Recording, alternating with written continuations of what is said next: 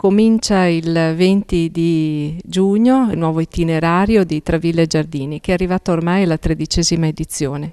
Quindi una manifestazione ormai collaudata nel nostro territorio che vuole coniugare la scoperta delle bellezze del nostro patrimonio storico, architettonico, paesaggistico insieme con lo spettacolo, e di momenti di spettacolo sono tanti. È un percorso di conoscenza del nostro territorio, ma soprattutto di rispetto.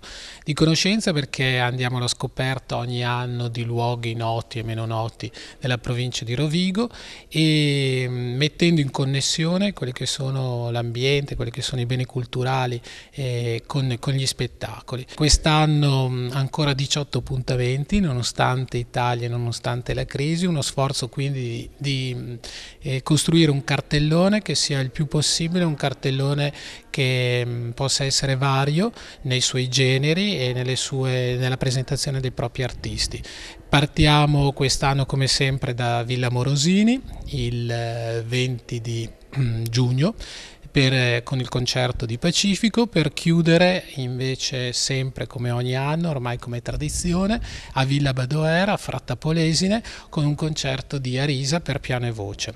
Gli appuntamenti sono, come dicevo prima, sono tanti, perché lo spirito di Villa e Giardini è quello di creare un mosaico che sia il più possibile un mosaico di varie forme d'arte, di varie forme di modi di concepire la musica, di concepire il teatro, di concepire la danza. E quindi è ancora una volta un'occasione di incontro, di dialogo fra gli artisti e il pubblico. Quest'anno abbiamo una grande novità, che rappresentiamo l'opera lirica, grazie a una collaborazione col Teatro Sociale di Rovigo. A Rovigo riusciremo a portare il Rigoletto in forma di opera, quindi non in forma di concerto, con orchestra e coro. Un impegno notevole, chiaramente, che è stato possibile grazie appunto alla collaborazione con il teatro. Ogni spettacolo è un'occasione, ogni spettacolo meriterebbe quindi tanto tempo per essere descritto. Il mio invito è quello di non perderne neanche uno, perché vale veramente la pena anche quest'anno seguirci.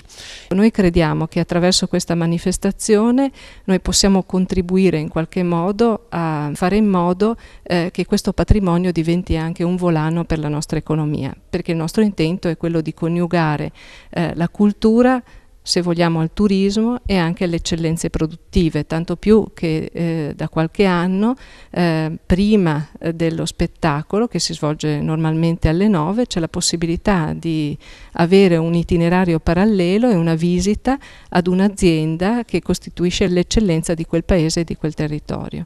Inoltre c'è la possibilità poi di poter assaporare anche delle nostre specialità locali, perché in ogni appuntamento, in ogni occasione sono stati segnalati anche dei ristoranti che accoglieranno il pubblico nelle serate d'estate. Un'ultima nota di Travilla e Giardini, che coniuga all'interno del proprio cartellone, ospita artisti noti e anche artisti emergenti. Questo è sempre stato un po' il nostro spirito e la nostra linea artistica, quella di mettere assieme persone che ormai hanno già iniziato, artisti che hanno già iniziato, sono già in carriera, con artisti invece che stanno iniziando, e quindi accendere una luce anche su delle future carriere. Travilla e Giardini è anche un momento in cui si fa rete sul territorio, perché i finanziamenti vengono garantiti in parte dalla Fondazione Cassa di Risparmio, dalla Regione del Veneto, ma oltre alla provincia sono protagonisti anche i comuni,